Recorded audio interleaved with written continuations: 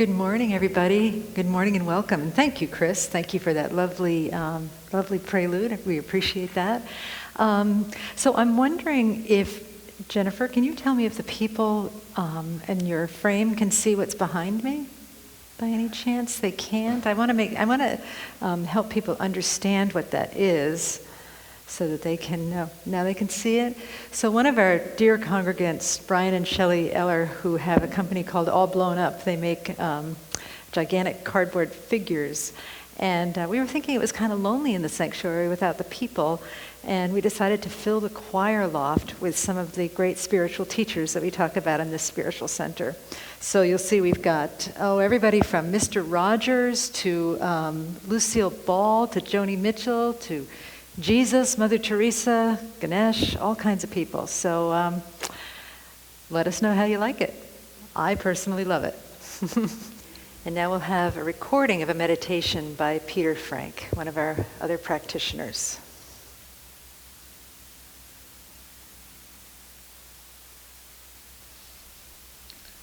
I invite you to get into a comfortable position, fully supported.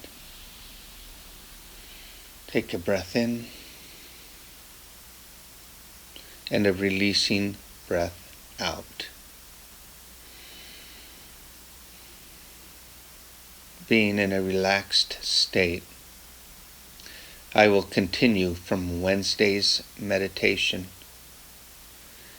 a safe haven for each of us to find a source of connection, a source of presence, a source of being one with each other. And some of you may be thinking, I wasn't there Wednesday. I was tuned into Netflix, or I was tuned into my family, or dinner, or I was tuned into my book. I wasn't there Wednesday night. But I would tell you that Wednesday's meditation was still broadcasting. The frequency was still emitting. I'd say since we are all one in spirit, we were all there. For we are all one in the eyes of God. We are all divinely connected.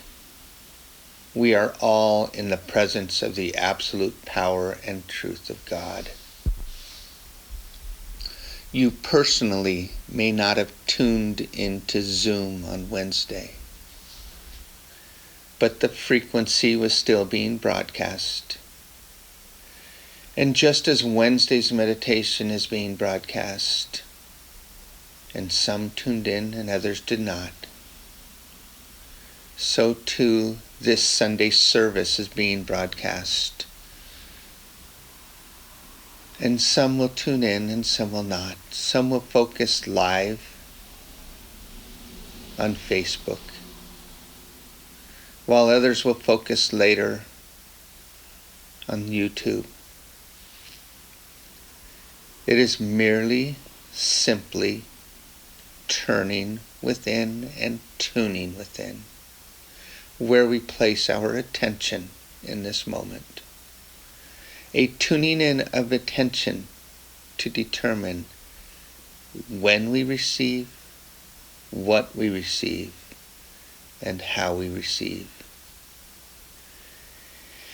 Even though we are broadcasting live on Sundays and Wednesdays, God is broadcasting live all the time.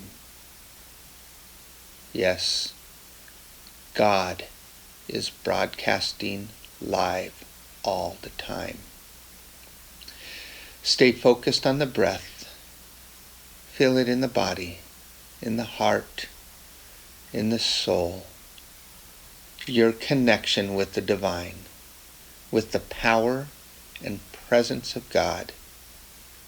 Feel the warmth of God, the oneness of all, the amazing and brilliance of life. Feel the light and love. It is always present, every moment, of every day, nearer than your breath, vibrating in each and every cell. You are always divinely connected when you choose to tune into Spirit, tune into God, tune into the presence of now, remembering who you are.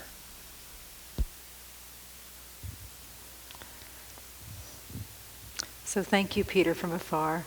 We'll sing together, I Am Remembering Who I Am, and then we'll have our sacred reading by Hugh.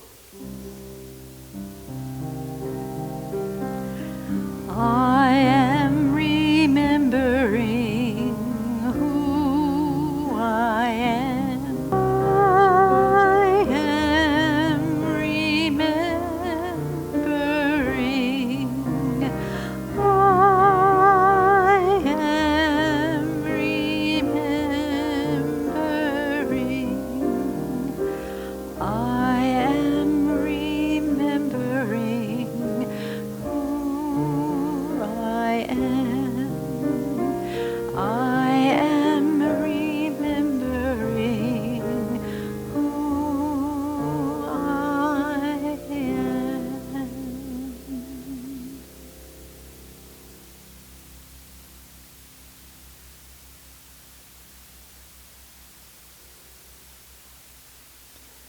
And let us stay inwardly focused as we listen to the words of our sacred reading, recorded by Hugh Rose.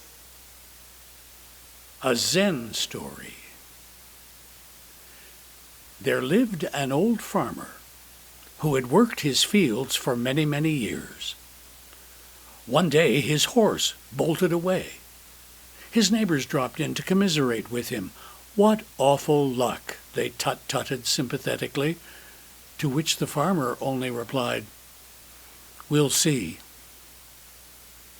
Next morning, to everyone's surprise, the horse returned, bringing with it 3 other wild horses. "How amazing is that?" they exclaimed in excitement. The old man replied, "We'll see." A day later, the farmer's son tried to mount one of the wild horses. He was thrown on the ground and broke his leg. Once more the neighbors came by to express their sympathies for this stroke of bad luck. "We'll see," said the farmer politely.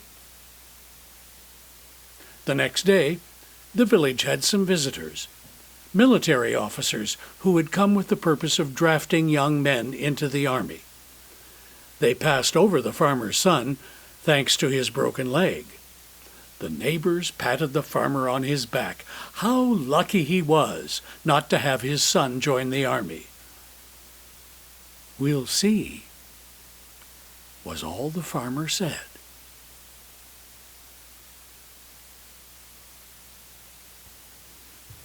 And so it is. And so we breathe in deeply, and then exhale, opening our eyes in love and in service to what is, as it is, and so it is. Namaste. Our musical selection is recorded by the choir.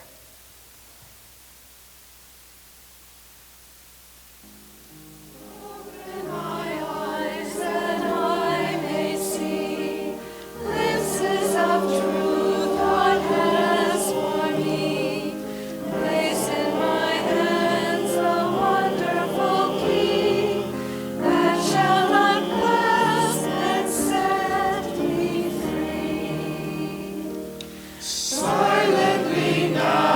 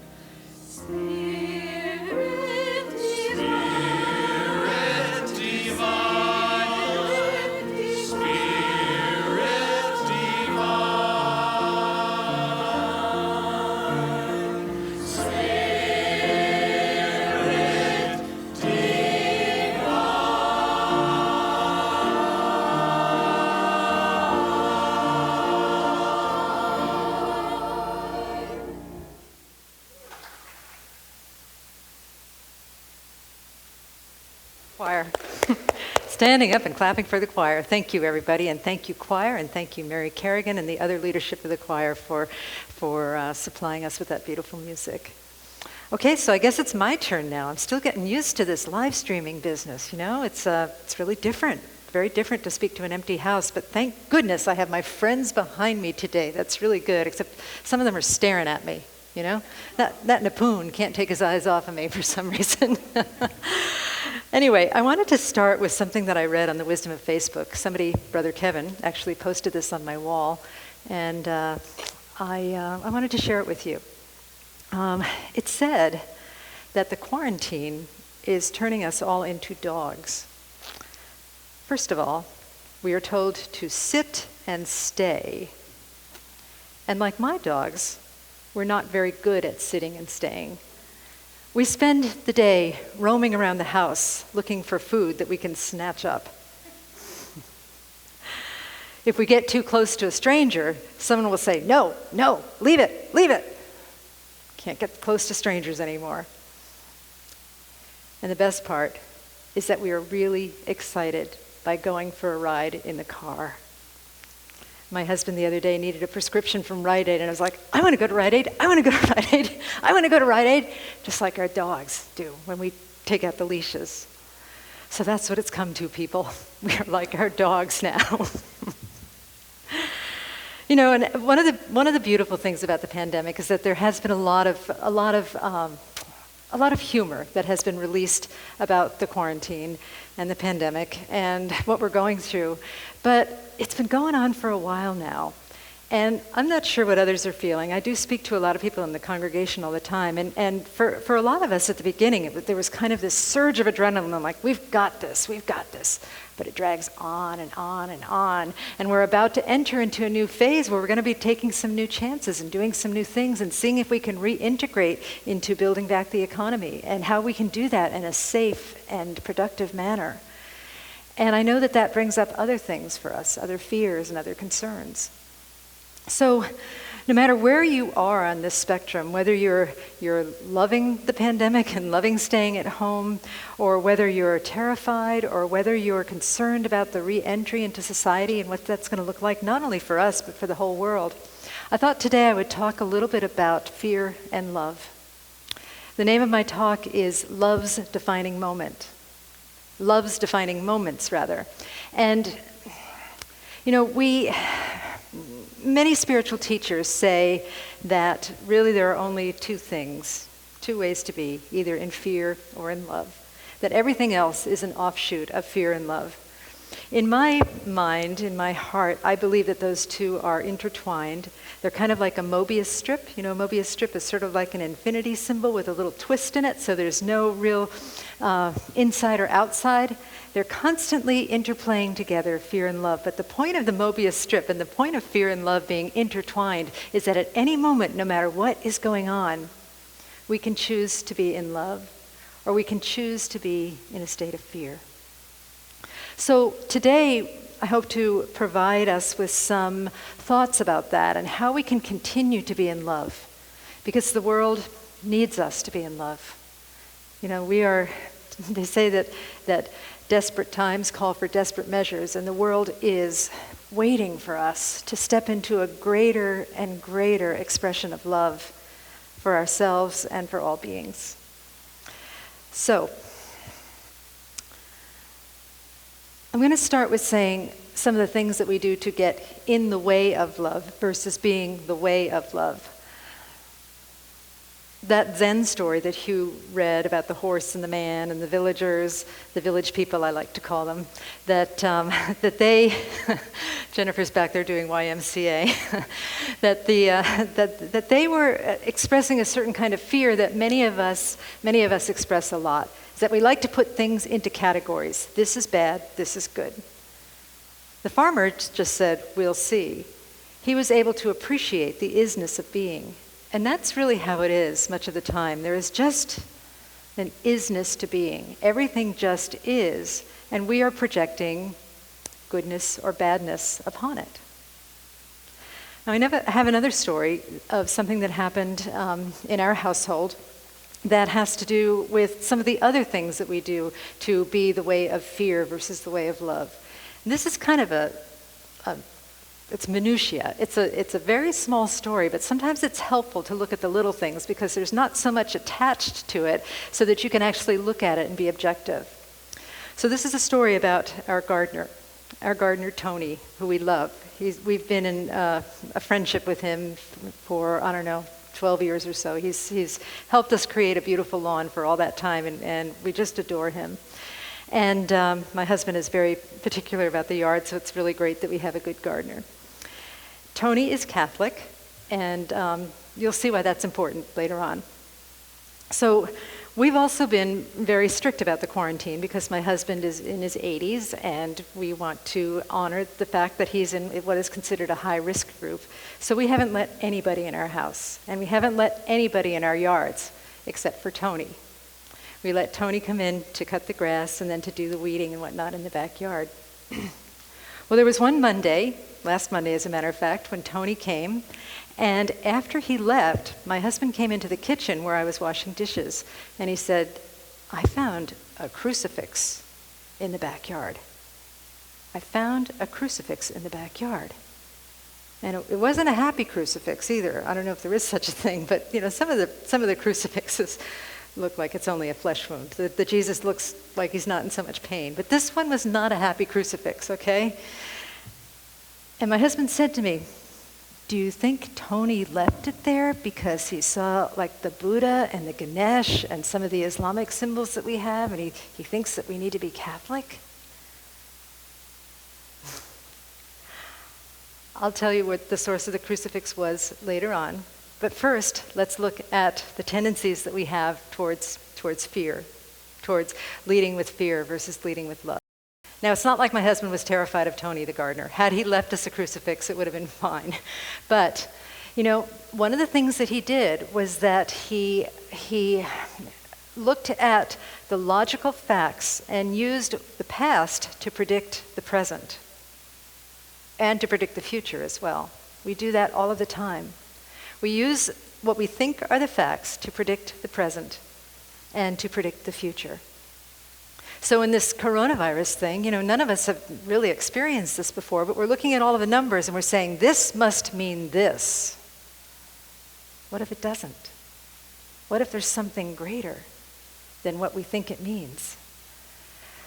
Ernest Holmes said that principle is not bound by precedent, meaning that what comes before cannot put any limits on the spiritual principle of love or joy or forgiveness or whatever it is that wants to emerge in the situation. So if we are able to take away the precedent, to take away the power of the precedent and just rely on principle, which means turning our attention to love, turning our attention to the most loving solution, then that opens us up to greater being. Another thing that I noticed that happened in my husband's conversation with me that happens to all of us, is that we often go for the negative bias. Our brains are made that way. I spoke about this in church when there were actually people in it several months ago, where if we have something that happens, we don't really understand it, we tend to make up a story about it. And the story is often negative for our protection. It feels like protection. The story is often negative because it is easier to tolerate anticipating something negative than it is easier to tolerate uncertainty. Our species does not like uncertainty very much. And so my husband made up a story about how Tony was against our religion. Tony was opposed to the Buddha or Ganesh or, like I said, some of the other symbols that we have. So he planted a crucifix in our backyard. When we do that, when we allow precedent to bind principle, when we go for a negative bias because it feels less comfortable than uncertainty, then we cut off possibilities. We cut off possibilities. So if we're in a place where we can court uncertainty and relish it and be comfortable and actually be delighted by uncertainty, if we're in a place where we understand where principle is not bound by precedent, where principle is greater than precedent, then something great will open for us. In this situation, my husband did not make the leap because it was just a very short conversation. He would have over time, I'm sure. But he just asked me, how did that crucifix get there? Did Tony put it there? And I said, oh, wait a minute. No, it was me. I've had that crucifix for years. Barb gave it to me at the church, And don't you remember sometimes when people come over, like when Chris comes over, I give it to Chris so he can ward off the dogs, like that, And actually, I had it in the backyard because I was taking pictures of my guinea pig next to it. I was doing a photo study of the guinea pig with religious symbols. Principle is not bound by precedent.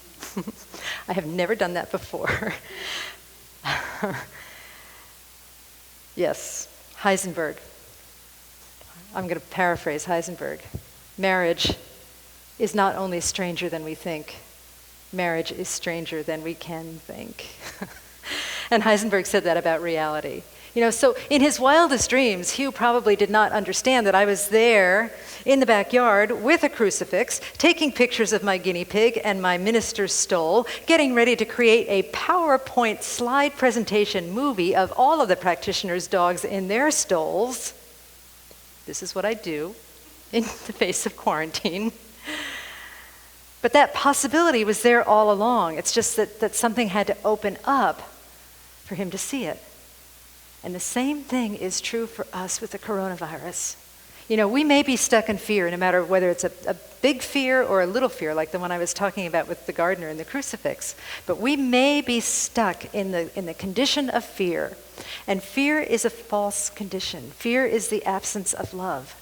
So while we're stuck in fear, this beautiful love is all around us. But if we can just open our eyes so that we may see, if we can open our hearts to receive the love that is already there for us, then something shifts beautifully.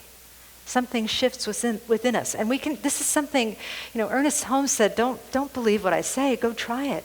If we just try this, then we'll see that it's real. It's more real than the fear. The willingness to open to love is more real than the fear. So, as you know, sometimes people want to know how. How do I shift from fear to love? What do I do? What I've been doing so far hasn't been working. So what can I do to shift my consciousness from fear to love? Is it about arranging what's out there so it's not quite so scary anymore? Not at all. It's about arranging what's in here, that thing that you can't even see, arranging that in a new and creative way to call forth a greater sensation of love. Thank God we have our wonderful congregation and our Facebook community that are so well versed in these things that they inspire me every week when I ask the Facebook question and they provide me with all kinds of answers. Here is a list of what people in our congregation do to move from fear to love. Let's see, where is it? Okay, so the question was a fill-in-the-blank question. It's blank helps me move from fear to love. Jamie wrote, relinquishing control helps me move from fear to love. Jonna wrote, love helps me move from fear to love.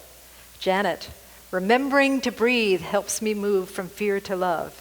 Annette, self-care. Patty, turning within. Carolinda, remembering who she is and going to the beach helps her move from fear to love. Dot, knowing God within her and as her with surrender. Shelley, stillness.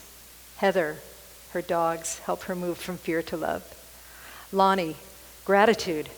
Bernie, laughter, appreciation, connection. Jennifer, curiosity. Nancy, treating herself with great respect. Karen, being grateful right here, right now. Susie, laughter and shared music. Nick said that I help him move from fear to love. Thank you, Nick. Maggie, asking what evidence do I have to prove? What evidence do I have to prove I should live in fear? Fred, gratitude helps him move from fear to love. Dave, playing his new alto sax, helps him move from fear to love. Another Dave, Ernest Holmes, helps him move from fear to love. Devin, hearing a sermon from the beach. Mark, practicing the third force. Reverend Stephen Rambo, Gratitude and service to others help him move from fear to love. Mia, trusting that this is part of our path and seeing miracles in the animal kingdom. Amy, forest bathing.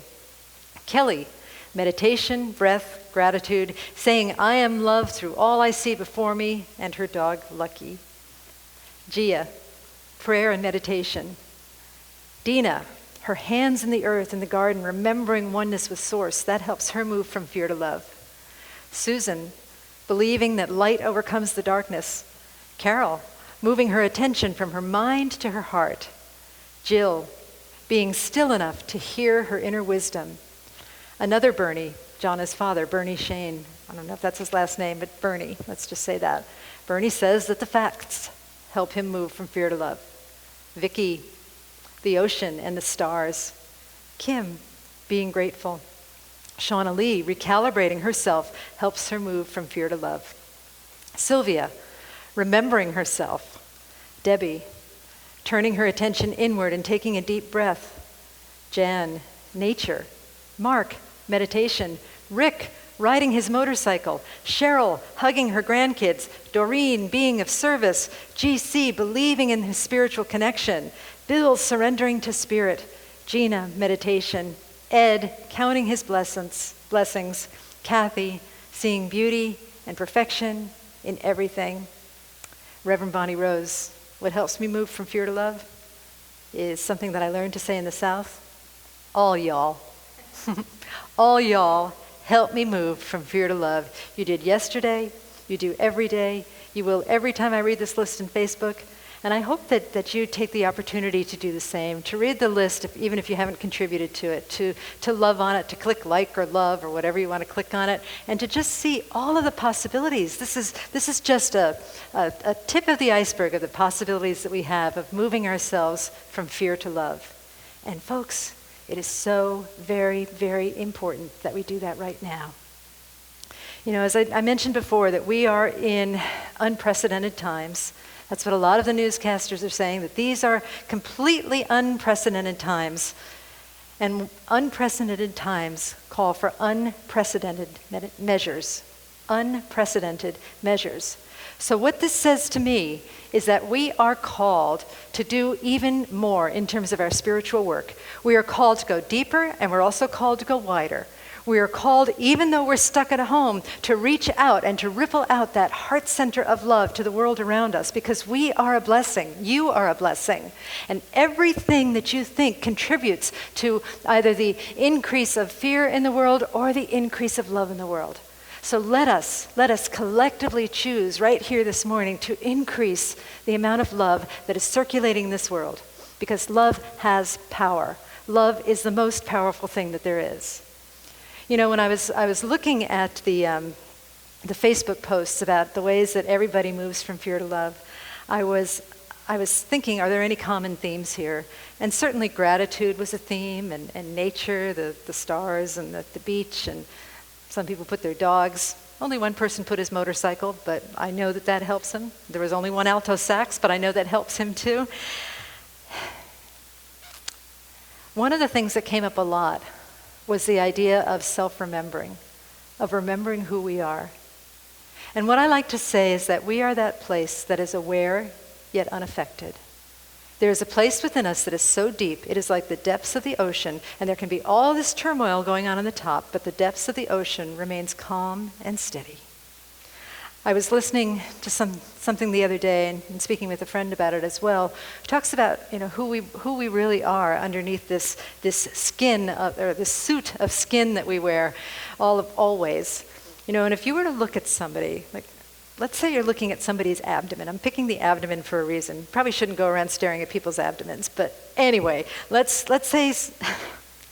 say you're looking at somebody's abdomen and you look at it and you see, oh, that's part of a person.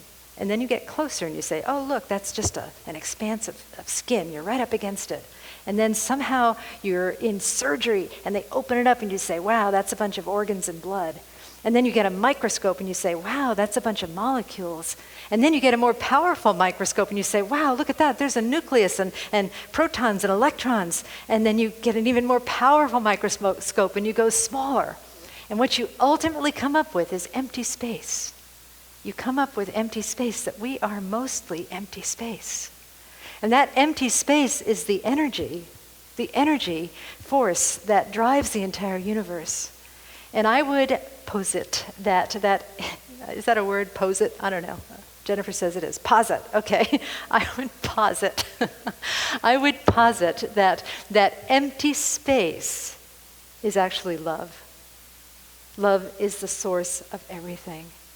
And so when you think about some of the fears that you're having, when you think about some of the decisions that you have to make in this time of intense uncertainty where nobody knows what's going on, if you don't know what's going on, you are not alone. Not alone. Nobody knows what's going on, including me. If you are able to hold that decision or that fear or that isolation or that loneliness or whatever it is that's troubling you in the context of that empty space that is really who you are, even though you can't see it, it is really who you are. If you can hold that fear in the context of empty space and see what the empty space would do with it, you'll see that the empty space remains aware and unaffected. The empty space enfolds it, it unwraps it, it enwraps it and it unwraps it as you see what is at the core of that fear is really love trying to express but not knowing how to get out. I'm going to close with something that Peter, who did the meditation, he shared this in his Tuesday night meditation. He does the kindness meditation every Tuesday night. He's also a third grade teacher. And I know for me, sometimes when I am working with difficult concepts, I need to go back to third grade or sixth grade. I think I'm really like the mental age of a sixth grader, so that works really well for me. But anyway, Peter wrote this thing for his third graders that I'm going to adapt to help them. I think he called it demonstrifying the COVID-19 virus. And so this is based on Peter, but I'm adapting it for us. So COVID is spelled COVID, and then there's a 19. So C is no longer the first letter of a scary virus. C is for caring. And what about self-care? What if you could promise this week to do 19 acts of exquisite self-care? Does that sound like a big commitment? It does. I know that the three people in the congregation are nodding. It does sound like a big commitment. It's a lot to do. But dang it, I'm going to try it. I'm going to try it. 19 acts of exquisite self-care. And as you become grounded in your self-care, as you know that you deserve, as you know that you are loved and loving, because self-care has that impact upon us, move on to O. O can stand for obstacles turning into opportunities. What if you were to make a list of 19 things in your life, virus-related or not, and say, okay, these are 19 obstacles that I'm seeing. And if you don't see 19, that's fine. But if these are the obstacles that I'm seeing, how can I turn this, through the power of my thinking, how can I turn this into an opportunity? Because it's there.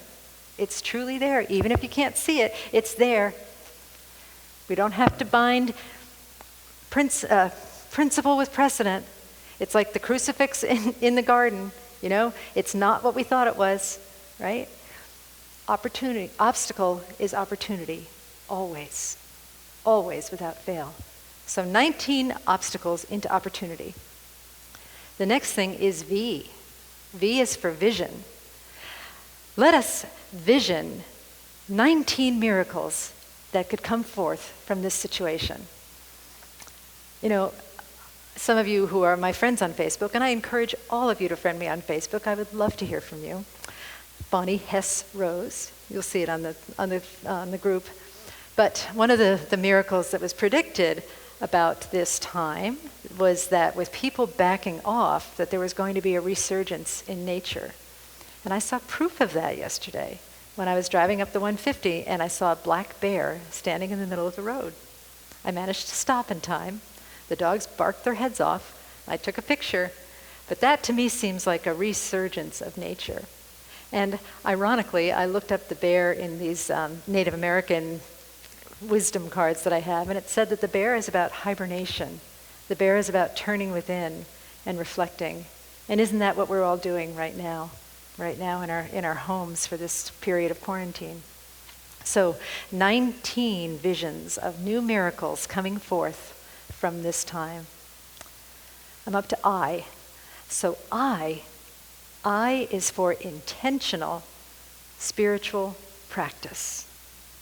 Moving past our comfort zone and perhaps meditating just a little bit more and perhaps praying just a little bit deeper, doing the Change Me prayer every day again, like we did when we were teaching that class by Tosha Silver, doing acts of kindness as a spiritual practice, doing service as an act of kindness, doing intentional service to help keep ourselves active in the realm of moving from fear to love. See, that's the thing. The concept in itself is not enough because we have bodies and we need to engage our bodies on the earth plane in terms of expanding our understanding of these principles.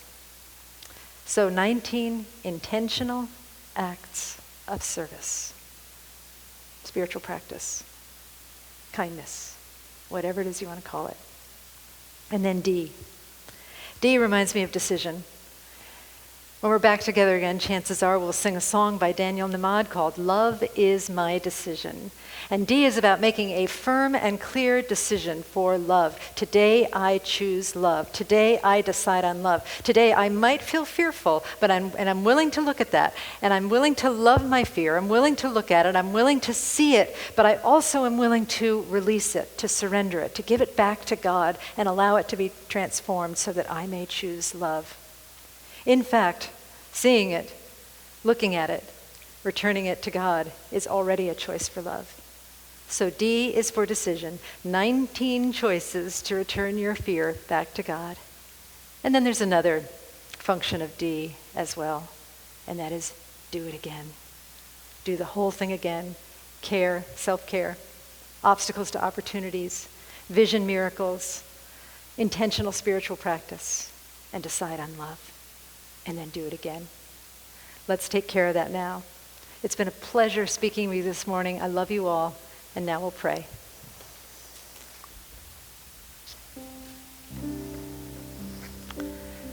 And so I turn within and absolutely know that there truly is one perfect life. That life is Spirit's life. That life is the life of love. And it lifts and fills and surrounds each of us. It is who we are. It is in ourselves. It is in the empty spaces. It is in our thoughts and our feelings and our hearts. There is nothing else but love. Love can only be love, and love is all there is. And so I rest and I resonate in that presence right now. I feel that energy of love moving within me. And although I speak in the first person, I know that it is true for every single person on the planet. And most especially, I know it for those that are participating in this service. Listening at home on Facebook or listening via YouTube, listening to the podcast.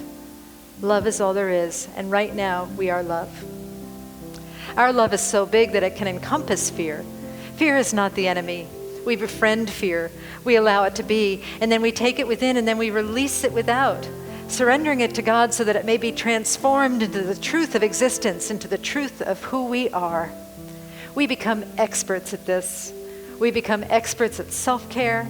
We become experts at turning obstacles into opportunities. We become experts at intentional spiritual practice, intentional acts of kindness.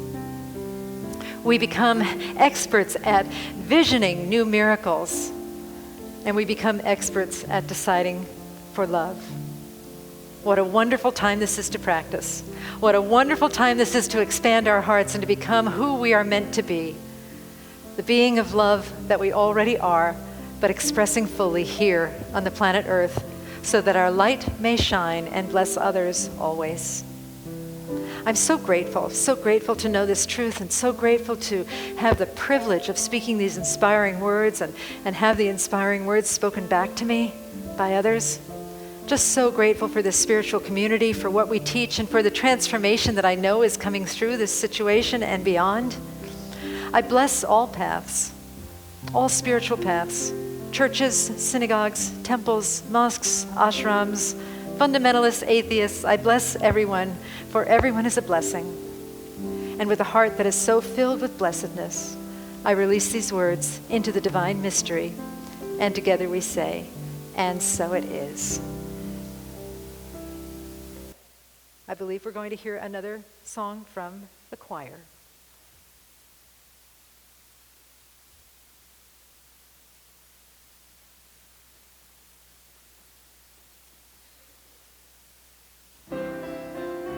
You've got a light. You've got a light. You've got a light. You've got a light.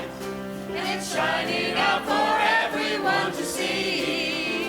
You've got a light. You've got a light. You've got a light. You've got a light. And it's shining out for everyone to see. Like some kind of miracle. Now I feel that light in me. You've got a love. You've got a love. You've got a love. You've got a love.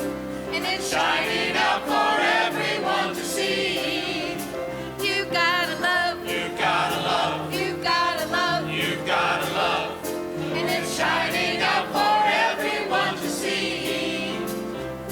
By some kind of miracle, now I feel that love in me. You've got a joy running through you now that just can't be denied. You've got a spirit like a firecracker lighting up the sky. You've got a power. You've got a power. You've got a power. You've got a power. And it's shining out for everyone to see. You've got a power. You've got a power. You've got a power. You've got a power. And it's shining out for everyone to see. By some kind of miracle, now I feel that power in me. You've got a joy running through you now that just can't be denied. You've got a spirit like a firecracker lighting up the sky. You've got a power. You've got a power. You've got a power. You've got a power. And it's shining out for everyone to see. You've got a power. You've got a power. You've got a power. You've got a power. And it's shining out for everyone to see. By some kind of miracle, now I feel that power in me. Feel that power in me. Feel that power in me. Feel that power in me. All right. Thank you. All right, so I think that's it. I think we're just going to do a closing prayer, and I will see you when I see you. It's been such a pleasure, again, speaking with you, and, do be in touch. If you need anything, we are here to support you in this time, so just let us know. You can call us at the church, 805-643-1933. You can contact me on Facebook if you need me. My email is pretty well known by everybody. I won't say it right now, but I'll give it to you. If you want it, I'll give it to you, okay? Just call me at the church. Okay, so let us pray and just trust and know that all is well. We turn within to that power and that presence, and in that beautiful, beautiful space that we have created here today, we know that distance is not a problem for love. That love encircles all of us, no matter where we are. No matter where we are, no matter what we're wearing, no matter what our state of mind, love fills and surrounds each of us. And so together we ask that love, please change us into the people that are so loving, that our light shines so brightly, that it illuminates the world. Please use our love to lift up everybody. Everyone who is struggling with the coronavirus, everyone who is struggling financially, let us be the love that changes the world from the inside out. Let us be the power and the presence that is hopeful and glorious and grand and joyful in all of this. For we know in the heart of God that this is all happening on purpose and that it is all resolving. The solution is already there in divine mind. And so we call forth the awareness of that solution and we allow it to be as we live like the truth of solution is true. Thank you so much, Spirit, for this time together. Thank you, God. Thank you, love. Wishing everybody a beautiful week and a beautiful day. I release these words into the divine mystery. And together we say, and so it is. Thank you. Namaste.